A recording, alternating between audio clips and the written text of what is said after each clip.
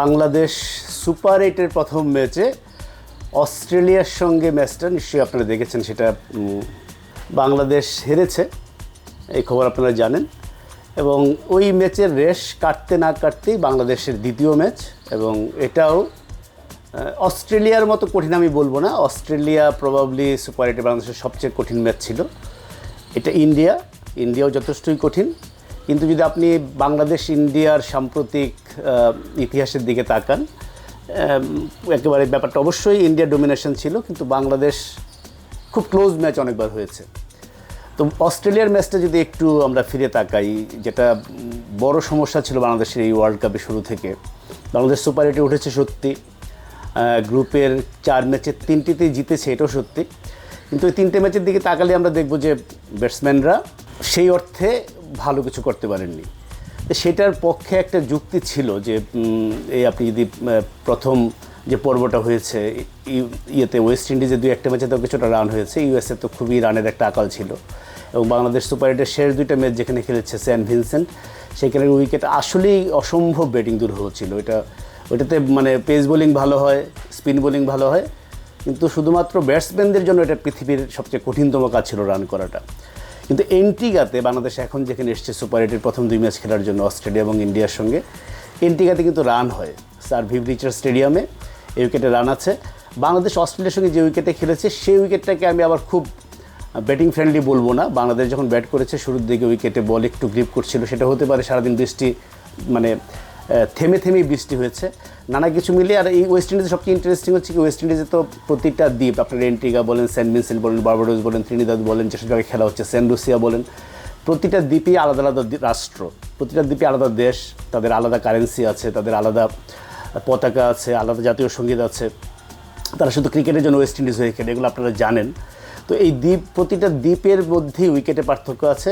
এবং ইন্টারেস্টিংলি একই মাঠের উইকেটেও 2 রকম আচরণ করতে আমরা দেখেছি। আপনার সেন্ট ভিনসেন্টে দেখেছেন বাংলাদেশ নেদারল্যান্ডস ম্যাচের সঙ্গে বাংলাদেশ নেপাল বা সাউথ আফ্রিকা নেপাল ম্যাচের আকাশ পাতাল তফাৎ।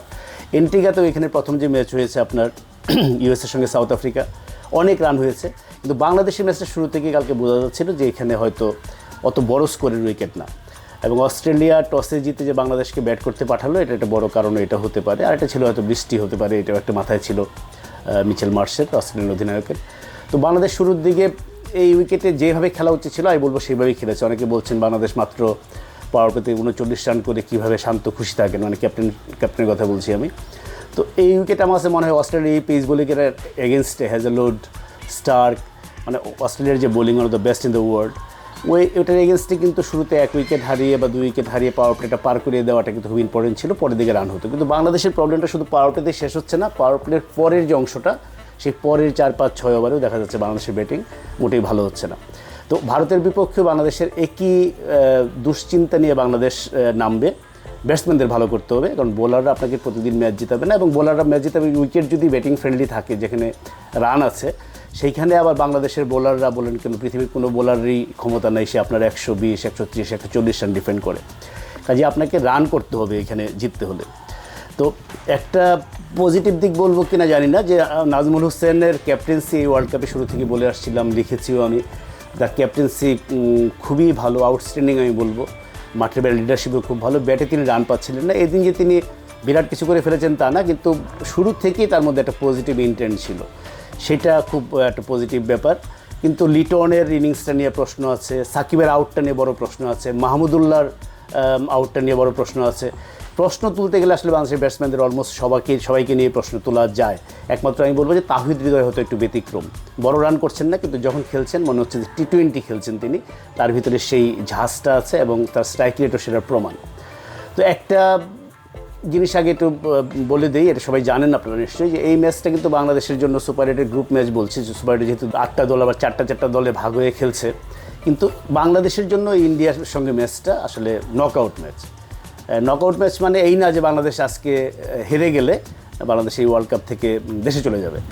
আরেকটা ম্যাচ থাকবে আফগানিস্তানের সঙ্গে সেন্ট ভিনসেন্টে 24 তারিখে, কিন্তু সেই ম্যাচটা তখন জাস্ট একটা আনুষ্ঠানিকতা হয়ে যাবে, খেলার জন্য খেলা। সেমিফাইনালের যে কথাটা একটু ফিস করে উচ্চারিত হচ্ছিল আমি বলবো, আমরা হয়তো একটু বেশি লিখেছি, কারণ সুপার 8 ওঠার পরে তো আসলে আপনার সত্যিকার অর্থেই আপনার পরবর্তী লক্ষ্য হওয়া উচিত সেমিফাইনাল, হোক বা না হোক, একটা লক্ষ্য নিয়েই তো আপনি খেলবেন। সেই সেমিফাইনাল স্বপ্ন আসলে আজকের ম্যাচটার উপর নির্ভর করছে। আজকে হেরে গেলে বাংলাদেশের সেই স্বপ্ন শেষ। আর বাংলাদেশ জিতে গেলে ডেফিনেটলি ভালো চান্স থাকবে। আফগানিস্তানের সঙ্গে জিতলে পরে 2 জয় নিশ্চয়তা না, কিন্তু আবার সেমিফাইনালের জন্য 2 জয় নিয়ে আপনি আশা করতেই পারেন, কারণ গ্রুপে এত ইকুয়েশন ধরনের দাঁড়াবে, কী হবে শেষ পর্যন্ত সেটা হয়তো বলা কঠিন।